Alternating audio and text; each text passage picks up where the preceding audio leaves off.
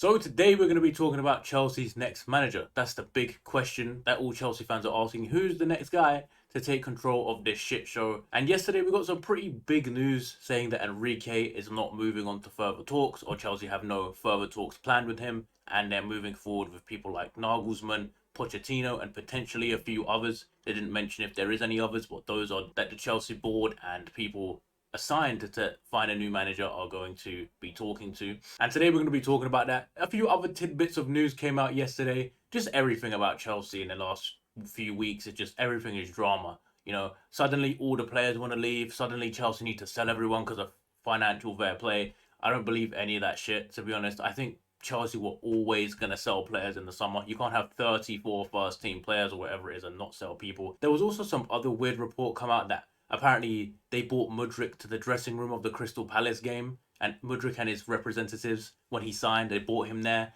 before the game into the changing room. Apparently the players were taken aback, and I'm just sitting there like, brother, I bet this happens all the time. How is this news? How is Mudryk coming in, a new player to the squad? He's just meeting his teammates. He's just getting a tour of the club, bro. Players sit in the stands all the time when they've been signed, and I'm sure they go into the dressing room before or after the game. That sounds like nonsense to me. But the biggest story is obviously that Enrique will not be the next Chelsea manager. And I mean, anyone could have guessed this because if Chelsea had wanted Enrique, he was there from the beginning of the season when they sacked Tuchel.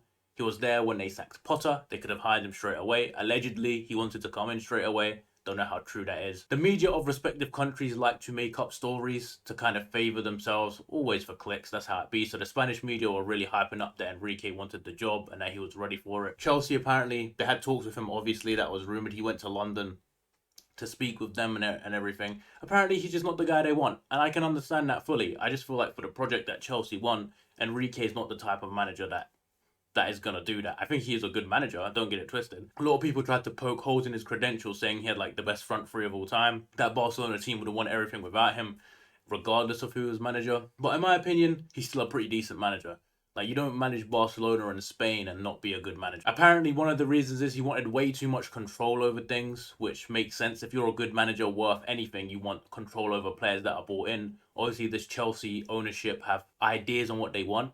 To me, those ideas are we want to buy up all the young talent. Hopefully, some of them turn into world class. If not, we can bankroll transfers by selling on those players. And, you know, that's very evident. People like Enzo Fernandez and Mudryk were clearly bought for the team. And then players like Datra Fofana, Andre Santos, even Chukwemeka, they weren't bought in to be starters for years to come. They were more bought into, oh, if you make it to be that good, then you can play. But we're betting that in 5 years, in 3, 4, 5 years, you'll be worth more than we paid for you, so we can double our money on you.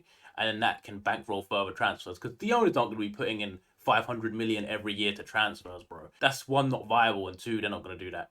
They're not Abramovich, you know? But anyway, to continue with who will be Chelsea's next manager, to me, it looks like Nagelsmann is the guy. I don't think they would have sacked Potter if Nagelsmann didn't get sacked. I think he's the one they want.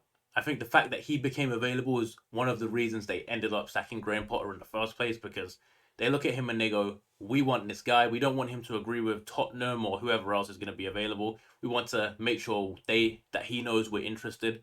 And if Graham Potter decided to go on a run from this point, from when he got sacked to the end of the season, they would have no choice but to stick with him, in my opinion. But in my opinion, it will be Nagelsmann unless he just flat out rejects Chelsea. I think he suits Chelsea and the project suits him. He's obviously got more big club experience than Graham Potter ever did. He's been there, done that at Bayern Munich.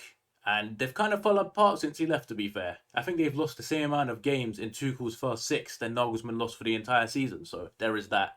Obviously, he's also a very young manager who has experience bringing through a lot of young players. He was a manager at Leipzig for however long, you know what I mean? So Leipzig's whole policy is they buy young talent to sell on. He obviously has connections with Vivell in the boardroom, and he also has connections with one of the big signings with coming in the summer in Nkunku.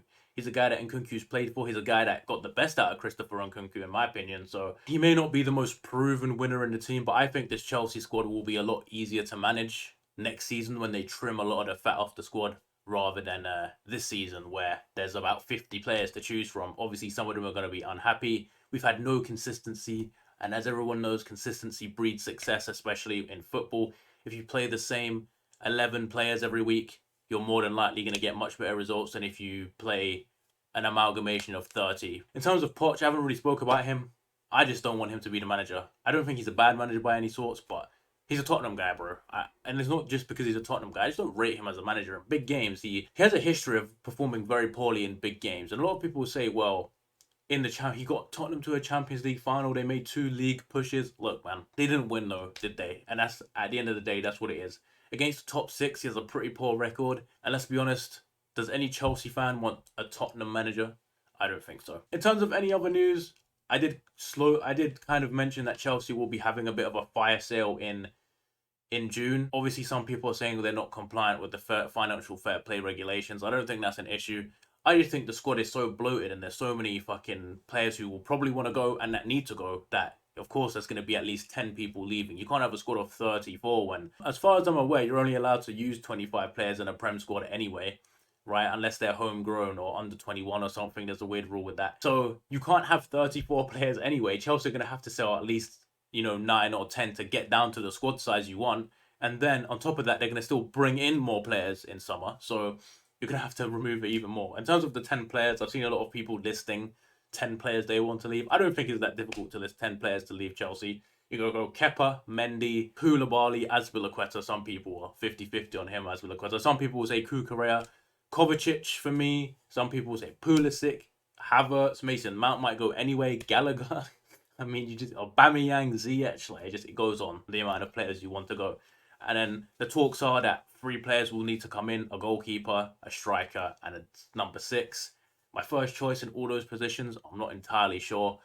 Apparently Chelsea want Kerbal. Seems like a decent goalkeeper. I don't know if he's at that level. David Raya is another one I'm not fully convinced on, considering he's the only man to concede more long shots than Kepa. So that worries me a bit. One name that hasn't been mentioned so much, probably because of his injury issues, but he's a really top goalkeeper, is Mike Maignan. I think that's how you say his name. The AC Milan goalkeeper. What a player he is. Maybe Chelsea will go for him. He won't be cheap though. In terms of a number 6, we know the names: Declan Rice, probably the main contender there.